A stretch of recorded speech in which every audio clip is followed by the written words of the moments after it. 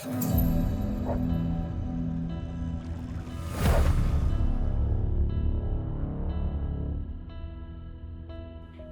অন্ধকার কেন আজ? হাসিনাদের বাড়ি থেকে নোট আনতে যাওয়াই আমার কাল হলো। আজ মনে হচ্ছে বাতাসটা একটু বেশি ঠান্ডা। চারপাশে তো শুনশান কেন, একটাও ঝিঝি পোকার শব্দ নেই। ধুর, মা শুধু শুধু আমার মনে ভয় ঢুকিয়ে দিল। ভয় পাওয়ার মতো তো কিছুই নেই। এই তো আর একটু গেলেই তো মেন রাস্তা। নীলা, ও নীলা, দাঁড়াও দাঁড়াও।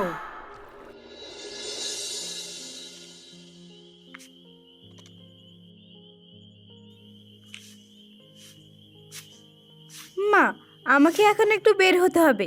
আমি একটু হাসিনাদের বাড়ি যাচ্ছি। এখন কেন যাবি? আকাশটা দেখ, চারিদিকে কেমন থমথম হয়ে আছে। রাত বিরেতে মেয়ে মানুষ একা বেরোনো ঠিক না। কাল সকালে গেলেই তো হয়। মা, তুমি সবসময় এমন করো কেন? স্যার আমাদেরকে যে নোটটা দিয়েছে ওটা হাসিনার কাছে আছে। ওটা আজকে কমপ্লিট না করলে স্যার কালকে ক্লাসে ঢোকা নেবে না। আর তুমি জানোই তো মা, স্যার কতটা কড়া। পড়াশোনার ব্যাপারে আমি কোনো রিস্ক নিতে পারবো না। কিন্তু কেন জানি হঠাৎ মনটা ডাকছে। আজকাল গ্রামের অবস্থা ভালো না। তুই তো জানিস, তুই ছাড়া আমার আর এই পৃথিবীতে কেউ নেই। তুমি শুধু শুধুই চিন্তা করো মা। এই তো মাঠ পেরিয়ে কয়েকটা বাড়ির পরেই হাসিনাদের বাড়ি।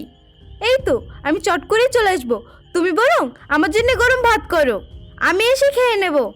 আচ্ছা ঠিক আছে, যা। তবে বেশি দেরি করিস না, তাড়াতাড়ি ফিরবি। আর শোন, বাঁশবাগানে পথ দিয়ে যাওয়ার সময় সাবধানে যাবি। ওখানে একটু অন্ধকার বেশি, আর বেশি রাত করিস না। আরে মা, এই যুগে দাঁড়িয়ে তুমি ওই বাঁশবাগানকে ভয় পাচ্ছ? আমি কি ছোট বাচ্চা নাকি?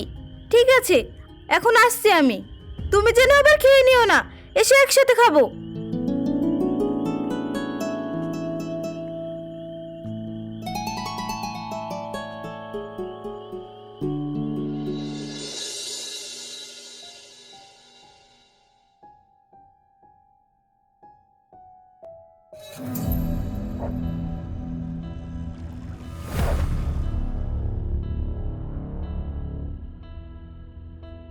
এত অন্ধকার কেন আজ? হাসিনাদের বাড়ি থেকে নোট আনতে যাওয়াই আমার কাল হলো। আজ মনে হচ্ছে বাতাসটা একটু বেশি ঠান্ডা। চারপাশে তো শুনশান কেন, একটাও ঝিঝি পোকার শব্দ নেই। ধুর, মা শুধু শুধু আমার মনে ভয় ঢুকিয়ে দিল। ভয় পাওয়ার মতো তো কিছুই নেই। এই তো আর একটু গেলেই তো মেন রাস্তা। নীলা, ও নীলা, দাঁড়াও দাঁড়াও। কে কে কে কে কে কথা বললো? হাসিনা, তুই এখানে? নাকি অন্য কেউ? আর মজা করিস না তো, সামনে আয়। শাহিন কাকা, আপনি নাকি? টর্চ নেবে এখানে দাঁড়িয়ে আছেন, কথা বলছেন না কেন? নীলা, তুমি কোথায় যাচ্ছ? আমাকে একা ফেলে কোথায় যাচ্ছ? কে কে কে কে আপনি? আমার সামনে কেন আসছেন না? গলার আওয়াজ আমার মতোই তো লাগছে। কে আপনি? সামনে আসুন বলছি।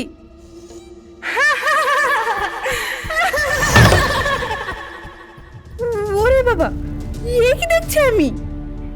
এ তো দেখছি আমার মতনই তো দেখতে। তোমার পরনে আমার এই নীল কালারের জামা কেন? তুমি আমাকে দেখে এভাবে আসছো কেন? তোমার হাসিটা এমন ভয়ঙ্কর কেন? কে তুমি? মা গো, আমাকে বাঁচাও।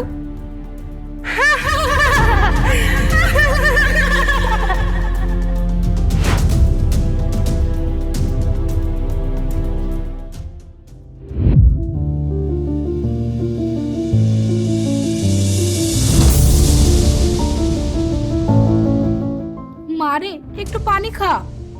এই তো আমি তোর কাছে আছি, তোর কিচ্ছু হয়নি। শাহিন ভাই তোকে রাস্তা থেকে তুলে নিয়ে এলো। তোর কি হয়েছিল ওখানে? মা, মা, আমি কি পাগল হয়ে যাচ্ছি? আমি নিজেকে দেখেছি মা। আমার মতো দেখতে একজন ঠিক আমার সামনে দাঁড়িয়ে হাসছিল। ওর চোখগুলো ছিল লাল, ও আমাকে ডাকছিল। আমাকে নিয়ে যেতে চায় ও। ওসব তোর মনের ভুল মা। তুই হয়তো রোদে একটু বেশি ঘোরাঘুরি করেছিলিস, তাই হয়তো মাথা ঘুরে পড়ে গিয়েছিলিস। তুই এখন একটু ঘুমা, কাল সকালে দেখবি সব ঠিক হয়ে যাবে।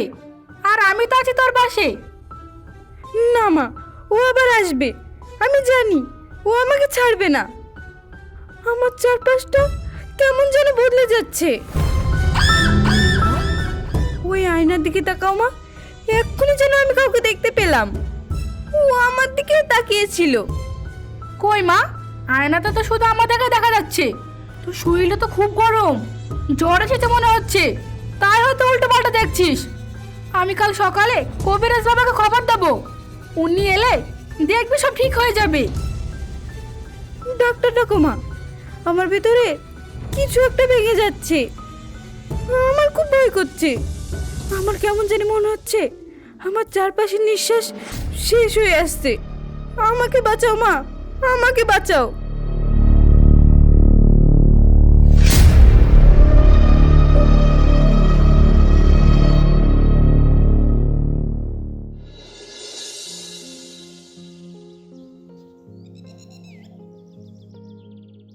আচ্ছা চাচা, এই গ্রামের রাস্তাঘাটে ম্যাপ তো তৈরি করলাম, কিন্তু এই গ্রামের মানুষগুলোর মধ্যে কেমন একটা চাপা আতঙ্ক দেখছি। ব্যাপারটা কি? সবাই কেমন জানি নিজেকে গুটিয়ে রেখেছে। ভাইপো, গ্রামের বাতাস এখন অনেক ভারী। ওই পাড়ার রহিমা খালার মেয়ে নীলা খুব শান্ত মেয়ে ছিল, তাকে নাকি জিনে ধরেছে। সে এখন এক একটা কথা বলে আর নিজেকে নাকি অন্য রূপে দেখে। গ্রামের সব লোক ভয়ে আছে। জিনে ধরা? এই 2025 সালে এসেও আপনারা জিনের কথা বলছেন? এটা তো কোনো মানসিক সমস্যাও হতে পারে।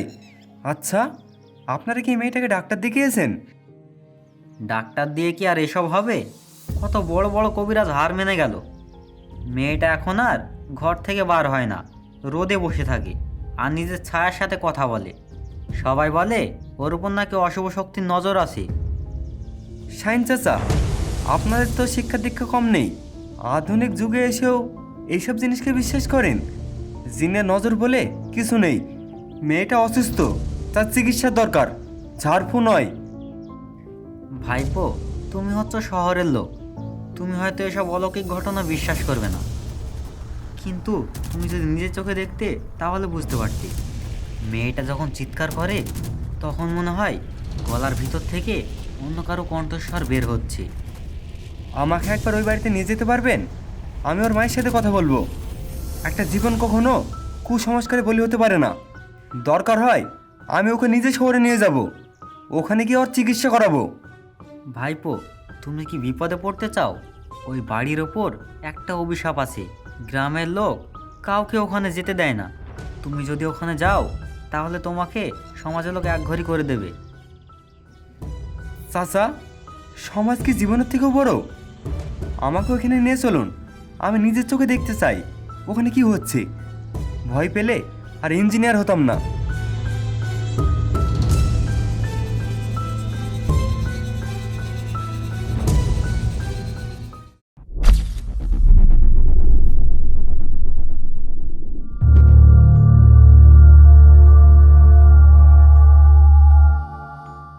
শোন মুর্শিদা, তোর মেয়ের উপর জিনে ভর করেছে আর সে খুব খতরনাক। ও রক্ত চাই। ওকে ভালো করতে গেলে আমাকে এক বিশেষ যজ্ঞ করতে হবে, আর তার জন্য তোকে 5,001 টাকা দক্ষিণা দিতে হবে। বাবা, আমার কাছে তো অত টাকা নেই। আমি কোনো রকম সেলাইয়ের কাজ করে এই সংসারটা চালাই। যেভাবেই হোক আপনি আমার মেয়েকে বাঁচান।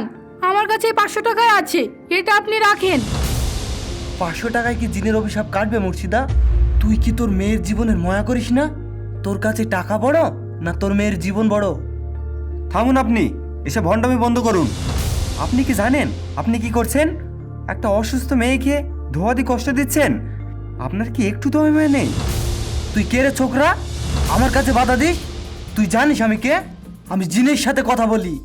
তুই তো অভিশপ্ত হয়ে যাবি। আমি জানি আপনি কে। আপনি একজন প্রতারক। জিনের দোহাই দিয়ে গরিব মানুষের রক্ত চষেন। মা, আপনি ওর কথা বিশ্বাস করবেন না। নীলাকে কোনো জিনে ধরেনি, ও অসুস্থ, ওর চিকিৎসার দরকার। কিন্তু বাবা, সবাই তো বলছে আবার কবিরাজ বাবা বলল জিনের নজর লেগেছে। আমি তো মা, আমি আমার মেয়েকে এভাবে মরতে দিতে পারি না। মা, আপনি দেখেন না, নীলার মুখটা ফ্যাকাশি হয়ে গেছে। এই কবিরাজ ওকে সুস্থ করবে না, উল্টে মেরে ফেলবে। আমি ওকে কলকাতায় নিয়ে যাব, আর সেখানে আমি একটা বড় ডাক্তার দেখাবো। এক পয়সাও লাগবে না আপনার, শুধু আমাকে বিশ্বাস করুন। আপনি আমাদের হয়ে কেন এত করছেন বাবা?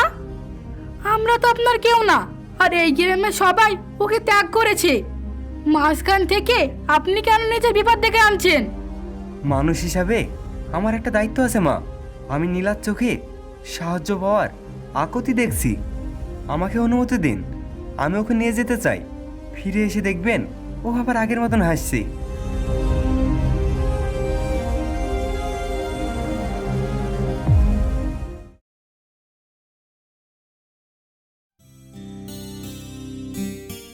শহীদুল, তুমি আমার জন্য যা করলে তা আমি কোনোদিনও শোধ করতে পারবো না। আমি তো ভেবেছিলাম আমি সত্যি শেষ হয়ে গিয়েছি। সবাই আমাকে ডাইনি ভাবতো, পাগল ভাবতো। শোধ করার কথা কেন বলছো নীলা? তুমি তো এখন সুস্থ। ডাক্তারবাবু বলেছে আর কয়েক মাস ওষুধ খেলে তুমি আগের মতন আবার স্বাভাবিক হয়ে যাবে। তোমার এই ছায়া দেখাটা শুধুমাত্র মস্তিষ্কের খেলা ছিল। জানো, গ্রামের সবাই আমার কাছ থেকে দূরে সরে গিয়েছিল। তখন আমি নিজেকে ঘৃণা করতে শুরু করেছিলাম। মনে হতো আমি সত্যি অভিশপ্ত। তুমি কেন আমার হাত ছাড়লে না? আসলে আমি সত্যিটা জানতাম নীলা। আর যারা সত্যের পথে থাকে তাদের ভয় পাওয়ার কোনো চিন্তা নেই নীলা। তোমার ভিতরে যে প্রতিভা আছে, যে স্বপ্ন আছে, সেটা আমি বাঁচাতে চেয়েছিলাম নীলা। তুমি জানো, তুমি যখন অসুস্থ ছিলে তখন তুমি কবিতার মতন করে কথা বলতি। আমার কিছুই মনে নেই, শুধু একটা কথাই মনে আছে। অন্ধকারে একটা ঠান্ডা হাত আমাকে ধরে টানতো, আর তুমি সেই অন্ধকারে আলোর মতো এসেছো। তোমার প্রতি যে আমার শ্রদ্ধা, সেটা কোনো দিন ভাষায় বোঝানো যাবে না। শ্রদ্ধা না, আমি চাই তুমি স্বাভাবিক জীবনে ফেরো, লেখাপড়া শেষ করো। তোমার মা তোমার পথ চেয়ে বসে আছে। আর একটা কথা, আমি তোমাকে সুস্থ করতে গিয়ে আমি তোমার প্রেমে পড়ে গেছি, তোমাকে ভালোবেসে ফেলেছি। এটা কি আমি ভুল করলাম? তুমি সত্যি বলছো? আমার মতো মেয়েকে তুমি ভালোবাসবে? লোকে তো তোমাকে নিয়ে হাসাহাসি করবে, আর তারা বলবে শহীদুল একটা পাগল মেয়েকে বিয়ে করেছে। কে কি বলবে তাতে আমার কোনো যায় আসে না। আমি জানি নীলা, তোমার মনের ভেতরটা অনেক পরিষ্কার। লোকে তো অনেক কিছুই বলবে, তাদের কাজই হচ্ছে তো বলা। আমি শুধু চাই তুমি আমার পাশে দেখো সারা জীবনকার জন্য।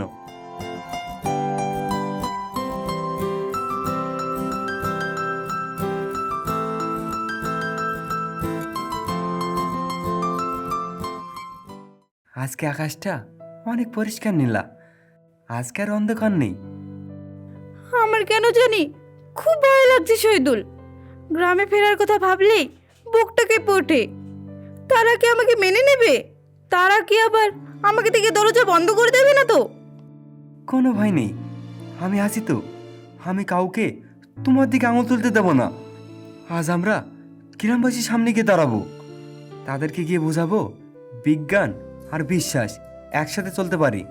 কুসংস্কার দিয়ে কখনো জীবন চলে না। জানো শহীদুল, সেদিন রাতে যখন আমি নিজেকে দেখেছিলাম তখন আমি সত্যি মরে যেতে চেয়েছিলাম। কিন্তু আজ আমি বাঁচতে চাই।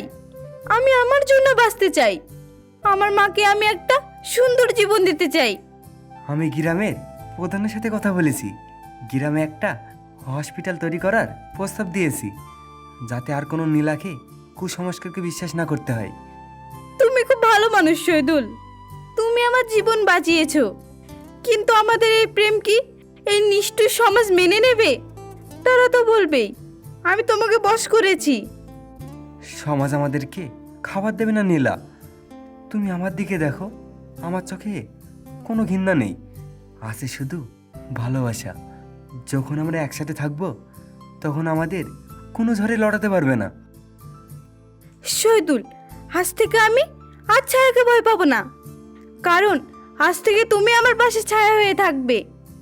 চলো আমরা মায়ের কাছে যাই, মা আমাদের জন্য পথ চেয়ে বসে আছে। আজ আর দেরি করব না।